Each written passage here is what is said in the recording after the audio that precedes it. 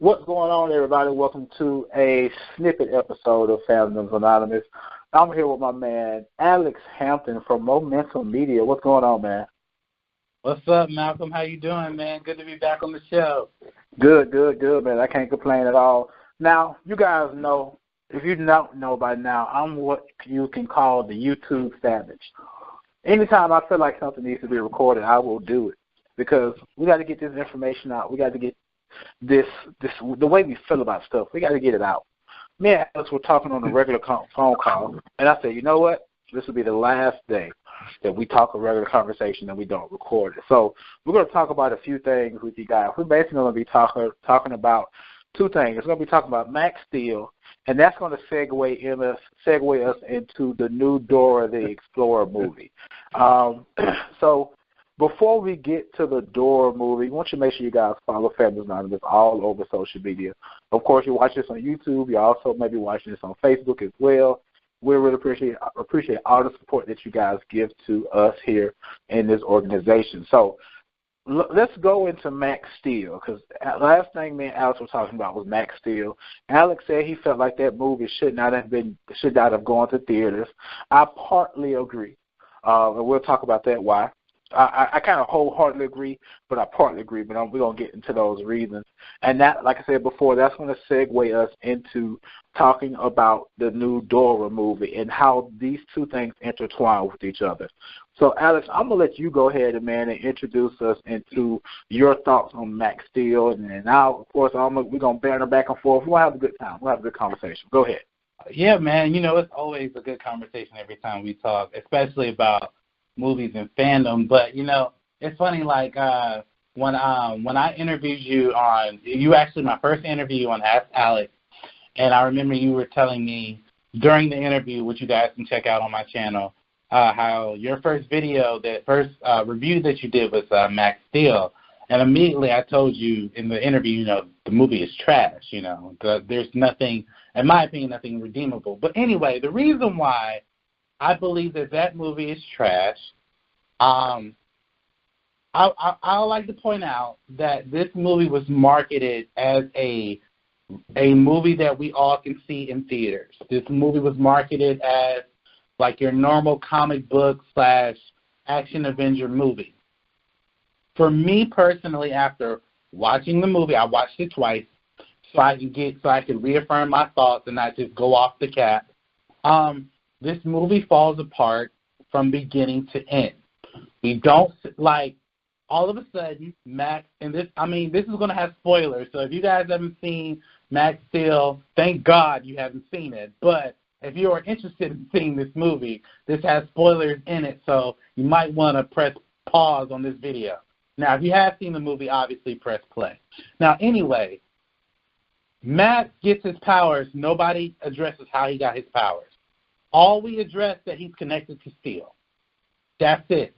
They also address in the movie that somehow, some way, his father gave him Steel, which he how adapted these powers. Yet we don't see any other explanation other than what I just said. Also, we see this budding teenage romance that literally happens right when they meet each other. Which didn't make sense. Max doesn't know this woman from Adam. Literally, doesn't know her. And yet, all of a sudden, they're in a relationship after 2 scenes. Doesn't make any sense. From beginning to end, you don't even know what Steel's motive is. All we know is that Steel is connected to Max, which is accurate to the cartoon and the toy. Like, we do know that Steel is connected to Max. But we also know, according to the source material, that Steel has always been a part of Max. That was never addressed in this movie. So when this movie came out and it was released in theaters and, you know, nobody saw it. Actually, according to I believe it's the Hollywood Reporter, if I'm reading this correctly, you know, the studio took it out of theaters after the first 3 weeks. Now, anybody who's a movie buff like I am and like Malcolm and like anybody else who does this on a regular basis, they know anytime you put a movie in a theater, it's in there for no more than 6 weeks. If it's an independent film, sometimes it can be 4 weeks. This film was actually led by a major studio, and they thought that this film would do numbers. This movie didn't make hardly its budget. That's why it went straight to DVD very quickly. I remember I didn't see it in theaters because I had read some terrible reviews about it. But like what we do here on a daily basis, we don't go by the reviews that we read. We actually watch things first, and then we give our opinions about it. I'll never forget it. It was like a Friday night. Me and my wife, we rented a couple movies. I said, you know what? I was a huge fan of Max Steel growing up. Let me watch the movie and see what everybody's talking about it. I'm telling you, from beginning to end, my wife fell asleep within the first 5 minutes. That's not really saying much, but, I mean, she fell asleep in the first 5 minutes. This movie is atrocious. I don't know who paid for it. I don't know who cast these actors. The only thing I said, and I posted my review about this in 2016, I believe, so about 3 years ago. I said the only good thing about this movie was Steele. I think Steele was funny. He was really cool to interact with. And also I think that the merging between Max and Steele, that suit, I thought that suit was really cool as well. That is the only redeemable thing in this movie. That's actually part of the reason why I wanted to see Max Steel's, because the suit off rip looked really cool. Like the white and the blues and how he used his powers looked cool, which is somewhat accurate to the source material. And I have no problem with movies not being accurate to the source material, i.e. movies like Venom. However, they have to be good. This movie literally is the most dumbest, atrocious movie ever. It's literally a kid playing superhero by a robot he just conveniently met hours ago. And again, it doesn't have to be to the source material, which I'm forgiving of. However, from beginning to end, this movie doesn't make sense. You don't understand what the plot is. You really don't understand what his motivations are. He gets these miraculous powers. I don't know if it's like electricity or like physical force or something of that nature. And I understand the fact he doesn't know how to use them, but nobody explained how he got them at all. And yet he's just acting all weird of, oh, I got these powers, but I don't know how to use them, and now I have to fuse with steel. It's literally all over the place. I gave this movie a 0, and this was the only movie I told people to not watch. Like, do not waste your money to go rent this. Don't even illegally download it if you can find it online. Like, this movie is bad. So that's my take on Max Steel. I guess that's the end of the show there. I mean, so I gotta get you on something. They did say how he got those powers. They said that his dad had implanted something in him, which caused him to start emitting those, basically to start emitting the stuff that was causing him to kind of trip out a little bit. And the only thing that could help him control it was by him bonding with Steel. It was something his dad did to him so that the bad guy in the movie couldn't get a hold of the technology. So my thing is, then why did it take for Max to be a teenager to realize his power? So keep in mind, the movie also said Max Steel had to stabilize Max. So Steel needed to be around Max the whole time. Steel just found Max. So you mean to tell me Max has been able to stabilize his own powers since the time he was born? It didn't manifest. Being a teenager? It didn't manifest until he got a certain age. Okay. I could somewhat forgive. It didn't manifest yet. But like Alex was saying earlier, this movie was literally the first movie I ever reviewed on the Fandoms Anonymous YouTube channel. Even with this bad performances and stuff like that, for that reason alone, it holds a special place, for me. Like if you go to the bottom of the Fandom's YouTube channel. It is literally the first video that I ever did. And I thoroughly enjoyed the movie. When I watched it because I had never watched Max Steel before. I knew of Max Steel, but I never watched the Max Steel cartoon, back in the day. Mm-hmm. So I was intrigued by it. The special effects were really good. The acting, of course, we knew the acting is off. Anybody with a brain knows that the acting in this movie was really bad. Point blank. There's no other way around it. So for that in itself, at the end of the day, I enjoyed it for what it was. I did. Mm-hmm. Alex has already covered the acting. Like I said, the acting was horrible. But as a movie, though, Alex, you gotta at least agree with me for what they did, though. It was a good showing. Did it need a lot of work? Yeah, it definitely did.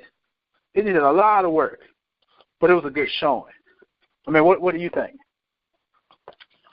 I think, okay, so if we're talking visually in regards to Max Steel, like the actual character Max Steel, I thought that was pretty cool. There are some things visually, how they sell certain scenes, were cool. I will say from a visual standpoint, it's okay. I'm not going to compare it visually to other movies that we have seen. Clearly, actually had more money spent on them. But of course not. Right. I said, of course not. Right. So, like, I will say for the low budget movie that it was good for what it was. Right. So I will agree with you on that.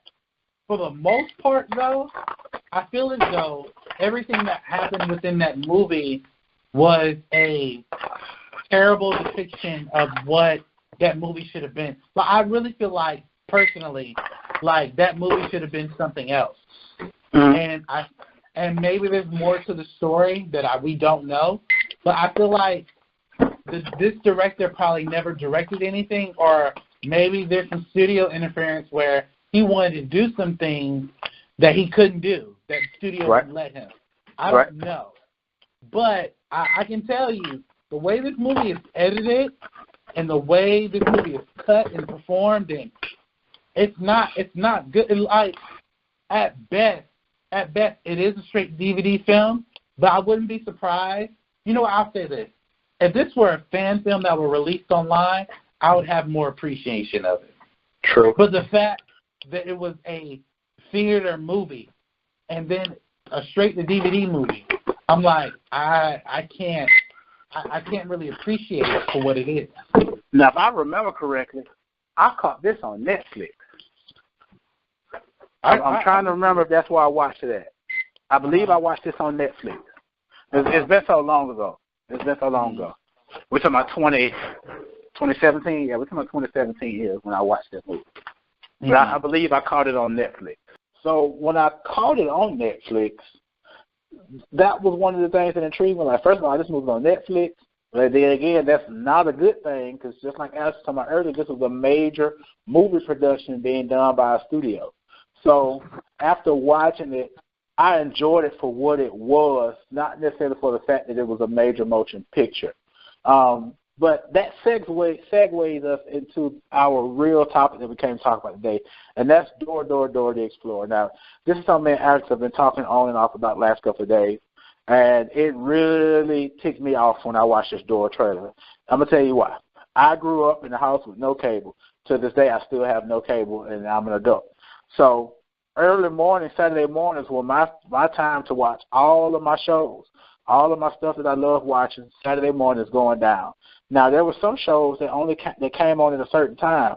So because I was up there early, I might have wanted to watch something before those shows came on. And what I turned to, I would turn to CBS Kids, probably about 7 a.m., get a good episode of Little Bill, get a good episode of Dora, and all those shows that came on CBS Kids. Dora the Explorer and the basics of Spanish on that show actually helped me pass my Spanish class in high school. Now, I got a D, but I still passed because I was passing grade. But so when I see this trailer, I'm expecting. I know they were going to do the CGI boots. I'm expecting a talking backpack still. I'm expecting a lot out of this to call itself a movie with Dora the Explorer in it. And what they have done is a complete travesty to the source material of Dora. You've turned Dora into a fish out of water. Dora was always confident in herself. I know we're talking about a little kids TV show, but Dora was confident in herself. Dora was never a fish out of water. She knew what she was doing. She was an explorer. She found stuff. She stared at you on the screen to see if you understood what she was saying. So that means she was very understanding if you didn't get something. Dora was never a fish out of water to the point where she's walking around high school having to ask people what to do and whatnot, taking her out of her element. You've taken Dora literally out of her element in this movie and put her in high school with Diego, who's apparently a popular kid in school or whatever. No, Diego was right there in the jungle with the rest of the family, exploring and taking care of animals.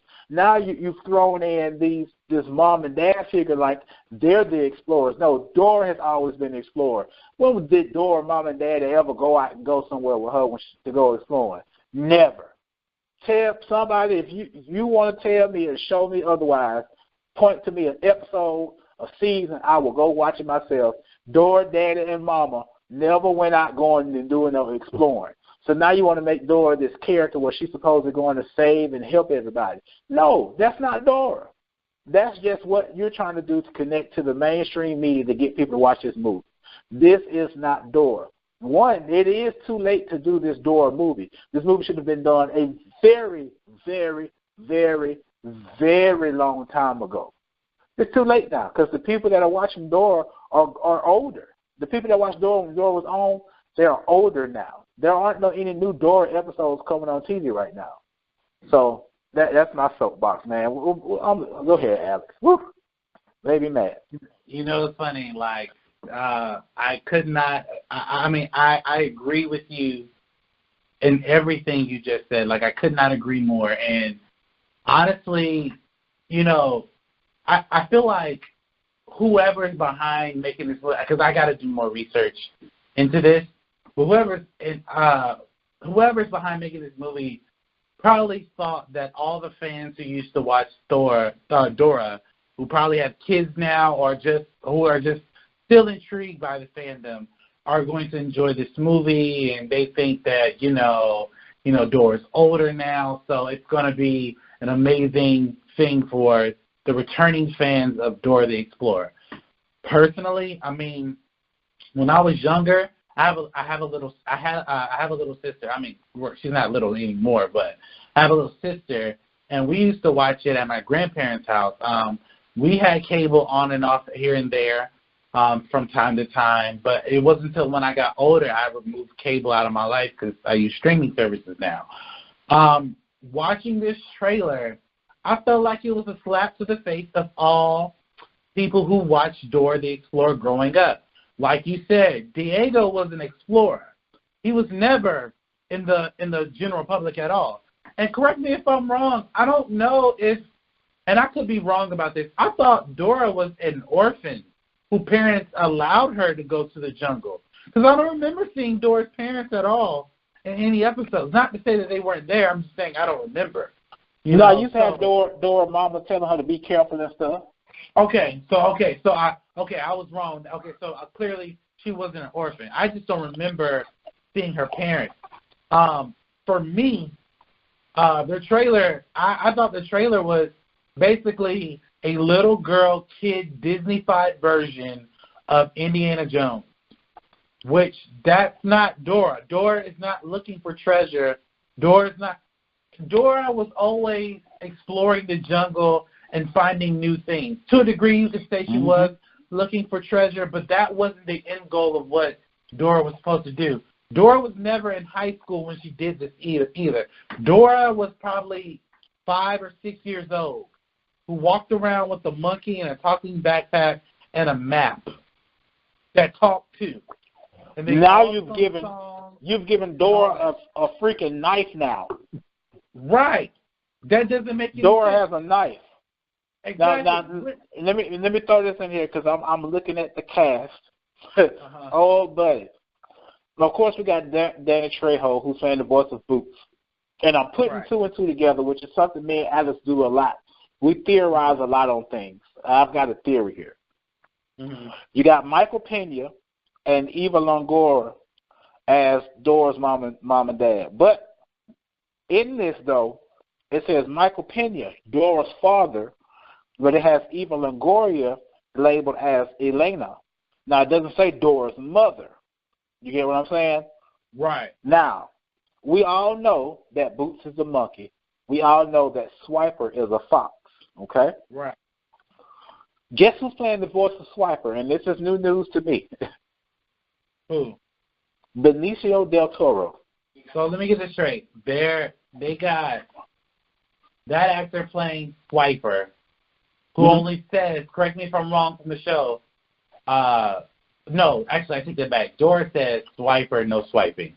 What? You mean to tell me that you have a legendary actor like that playing Swiper? Playing the voice of Swiper. Playing the voice of Swiper. Keep in mind, when we watched that trailer, we saw Boots in the trailer and he didn't say anything. Right, because they're not going to reveal that yet. Exactly. So again, I'm not expecting long drawn out conversations between these animals, but I have a theory. Here's my issue with this. Okay, and we were talking about this before. This is a Nickelodeon property. This should have been a Nickelodeon movie. You know how Disney was doing that live action Kim Possible movie, and from the beginning to end, people were hating on it. And when you watch the trailers and the clips, I see why they were hating on it. Because the stuff that this Kim Possible was doing, she did not do in the show. Like, they over-hypertized, it's not even a word, but they over-hypertized this little Disney Channel movie. Like we were talking about like in Max Steel, how I was saying, like, listen, if this were a fan film, I'd probably have more respect for it. If this were a Nickelodeon TV movie or a fan film that we can just watch online, I probably would have more appreciation for it. But for the most part, we're looking at a Dora who is in high school, who's puberty, who's of age. She carries around a knife. I mean, what are we going to see? Are we going to see her potentially making out with people and potentially leading down to the teenage feels of being in high school? Like, I don't need to see that. I'm sorry. I'm 25. I'm grown. I don't need to see all that. You know what I'm saying? That's where I'm at with that. So here goes something that I'm looking at. All right? If we got Benicio del Toro playing the voice of Swiper, and we got Danny Trejo playing the voice of Boots. Right. Like, you brought up a valid point that we did not see Boots say anything in this trailer. He just was doing monkey noises. Right. Are we going to come up in a situation where Boots and Swiper have some type of previous history together, and when they see each other, they're going to start talking in these grungy, authentic Mexican accents? You know, it wouldn't surprise me because, and I'm glad you brought that up, because ultimately, I will say this. The one thing they did right about this movie, they casted a all whole Latino cast, which I thought was very thoughtful. But here goes another tidbit. The young lady that's playing Dora just played in Sicario, Day of the Soldado, a year earlier with Benicio del Toro. So that's Sicario. Go ahead. Oh, so see, and that's my problem. So you have these high caliber actors playing these. Here's the thing: I have no problem with actors getting jobs because that's what they're supposed to do. But I feel as though, their talents can be put to something else. I had this conversation with one of somebody I just interviewed. I want more voice actors, unknown voice actors, and unknown actors to get roles that are well deserving. I'm not saying that the people who are playing these roles are not well deserving, but honestly, we don't need to hear Boots in a Latino accent, nor do we need to hear Swiper in a Latino accent because they're animals. They have no accent. They don't and see if this were like, okay, like for Black Panther, could you imagine that movie if none of those people were Africans? I can't imagine. Can't imagine at all. Right? I can't imagine that. Just like I couldn't imagine the human characters of Dora not being Latino. So I can't imagine. But we're talking about animals. Animals that, according to the source material, do talk to Dora, but they don't need to be these high caliber Latino actors voicing these characters. If anything, if you want to make this a realistic movie, they shouldn't really say anything. You know, Vin Diesel was Groot, and all he said was, "I am Groot." That's it. That's it. You know, so that's what it needs to be. You know, like, it doesn't need to be like, I hope we don't see now, and this is the reason why I say this. I was going to say I hope we don't see Dora interacting with Boots and Swiper, only because, listen, you guys have now set this up where this is somewhat realistic, and Dora is in high school carrying around knives. All we know, in her backpack, there might be a gun in there too. So you want me to believe?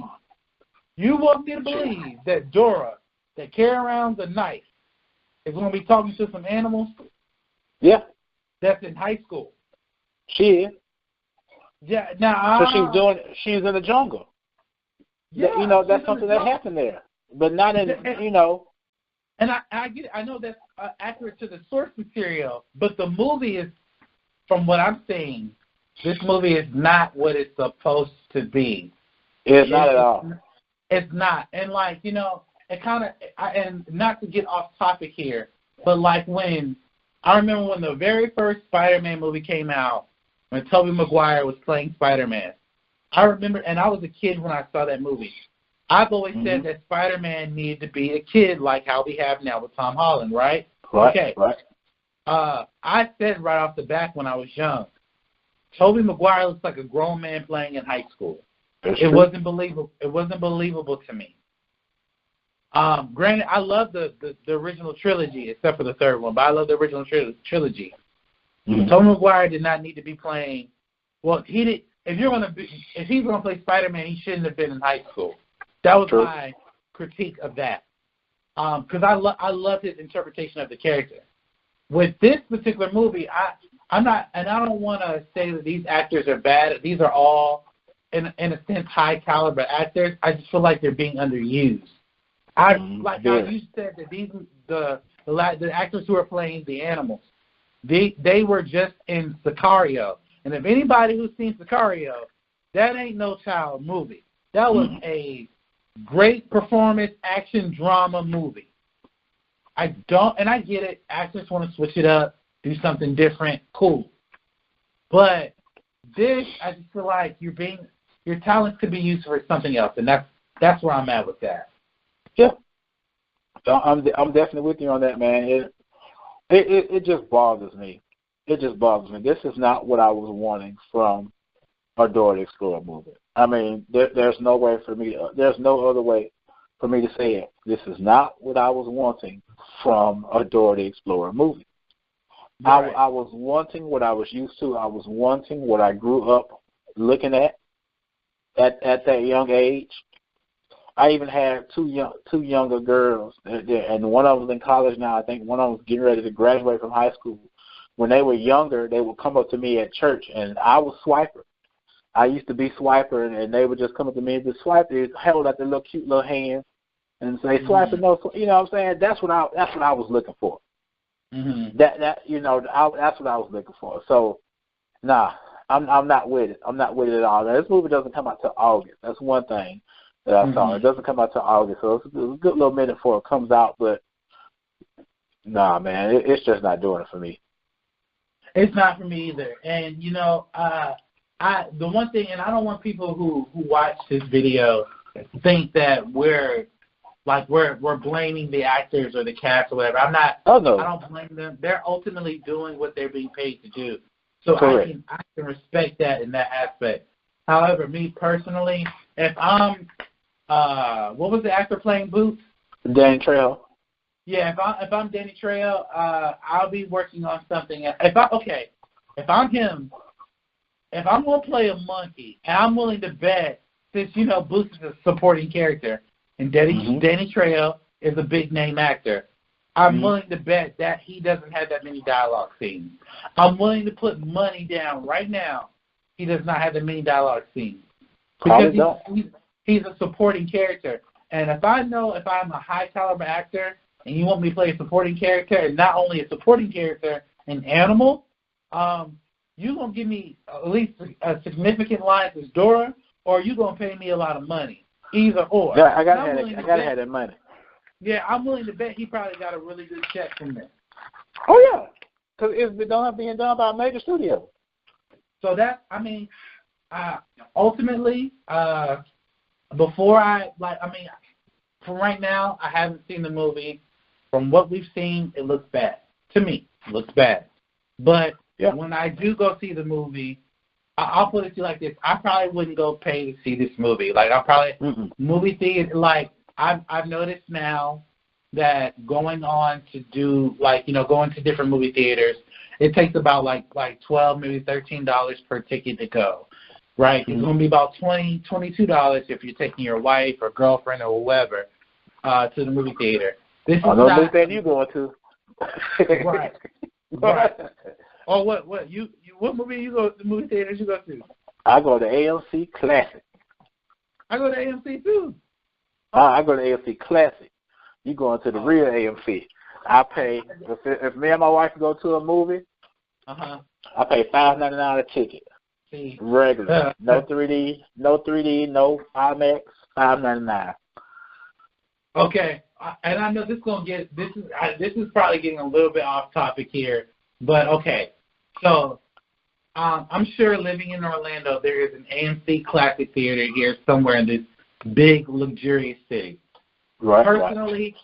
Personally, for me, when I saw Black Panther and I saw Avengers Infinity War in IMAX, and even a movie like Ready Player One in IMAX, that is an experience you will never get from a standard viewing of that movie. That's just me. That's just me. When I saw now, if you had the extra dollars, I encourage people to go see movies of those caliber in IMAX, because I promise you the experience is going to be great. Like, I was talking to my wife about this today, actually. Okay, listen, when Avengers Endgame comes out, we have an AMC dine-in premiere theater here. It's a Disney theater where I went to go see Captain Marvel at. Right, I'm gonna buy my tickets for the Dolby Premiere audio screening, where it's the dine-in portion of the AMC, and the ticket is probably like $20 for one person. Yeah, you gotta do it big. You gotta do it big for Endgame. I'm doing it a humongously big. Now, but what I'm not doing for Endgame is getting anything to eat or drink, because I will not have to have a reason to get up and leave the theater. Because I can't eat. Like, I'm even tempting. I'm not even trying to eat or drink anything before I leave, because 3 hours and 2 minutes. Like, I'm gonna not eat or drink for the first. I'm not gonna eat or drink for 2 days before the movie. Exactly. But look though, I'm gonna tell you something I just found out. The girl that's playing Dora, do you know what other movie she was in? I think wasn't she in Spider-Man: Homecoming? Nope. Which was it? Transformers: The Last Night. Oh, so she was in Trash. Okay. She was that little girl that, I'm a girl and I can do this. Oh, that's her? That's her. Oh, this movie's gonna be trash. Oh my God. That's her. I'm glad you said that. Now I'm not going to even go see the movie. I'm just going to rent it on Redbox or catch it on Netflix or something. That's her. No. Yep. Are you serious? Because the last night was trash. Very trash. Man, and the actual Bumblebee movie was the only redeemable thing of Transformers. True. My God, but yeah, I'm definitely not seeing this movie now. No, I'm gonna have to red box this movie, you know, and yeah, because I'm telling you, man, like I have a problem with studio. Here's the thing, I have no problem with studios taking source material and content and putting it out there for people to see. Like I think if studios were to adapt like TV shows like Recess and do a live action version of that, that would be dope. Or a live action version of, like, you know, what was the show? The Magic School Bus, something like that. That would be dope with real people. Because people still watch those now, and even people watch Dora the Explorer now. But you guys cast someone who's already like 16 to play Dora in high school. And I just want to harken back to, remember the Jungle Book movie? I legit have not watched that yet. Okay, I'm not talking about Mowgli that's out on Netflix. I'm talking about the Jungle Book movie that came out, I think, in 2016. Yeah, I haven't seen it yet. Yeah, that movie, the kid that's playing Mowgli, he's like, at the time he was playing, he was like 8 years old. Okay, if they had said, I'm going to cast an 8-year-old to play Dora, I would be more accepting of that than someone who's 16 years old interpreting a Dora Explorer movie, her in high school, now going to the jungle, and now she's little Indiana Jones. And Diego's some dude she met at school. No, it's her cousin. It's still her cousin. Diego is the one that lives in the city. I mean, yeah, it's her cousin, but it seems like, correct me if I'm wrong, it seems like from the trailer they never really met. No. In the trailer, she said, you've grown up, and he basically let her know, like, look, don't bring that jungle stuff out here. Okay, you're right. Won't ride like that. We're in the city. You need to, kind of get it together. Right. You're right, because they did bring that up in the actual trailer. So yeah, you're absolutely right. But yeah, man, like, I'm not a fan right now. I'm not a fan. At all. But, guys, we really appreciate you guys checking in with us. You guys, go, Alex, tell everybody where they can find you at. So you guys can find me at Momentum Media on YouTube, and also you can find me on Momentum Media as well on my Facebook page. And you guys can follow me on my Instagram at Mr. Alex Hampton. That's Mr. Alex Hampton, the way I said it in one word. Just like you can follow me on Twitter at Mr. Alex Hampton as well. I'm posting a lot on Instagram, and I'm doing weekly shows at least 3 days out the week on Momentum Media on my YouTube page. I'm interviewing people. I interviewed Malcolm. I've interviewed some other people within the industry of movies and TV. So I'm doing a lot of different things on Momentum Media. So find me all over social media. And, yeah, you're going to be excited for all the new content that's coming out. Most definitely. Guys, you guys know who we are. We're FANDOMSANONYMOUS. We're all over social media. Right here, you're watching us on YouTube. Go ahead and hit the subscribe button. We really appreciate it. Also, head over to the Facebook page. Hit that like on the Facebook page. We're almost to 500 likes. And also, follow us on Instagram. It's at @fandoms_anonymous17, where we're having an amazing good time talking about a lot of different stuff on Instagram. I'm putting a lot more effort into Instagram now so we can get it and build it up to be great. We're taking a break from conventions for a while. The next convention will be in Mobile, Alabama. We did 4 conventions already so far this year. So we'll be in Mobile, Alabama at Memorial Day weekend at MobiCon. MobiCon is in Mobile, Alabama, so we can't wait to get to see you guys down there. But we appreciate you for listening. Go ahead and drop a like and a comment on this video. Let us know your thoughts about this Dora the Explorer and even Max Steel, like we talked about earlier. We appreciate you guys, and we'll see you guys in another video.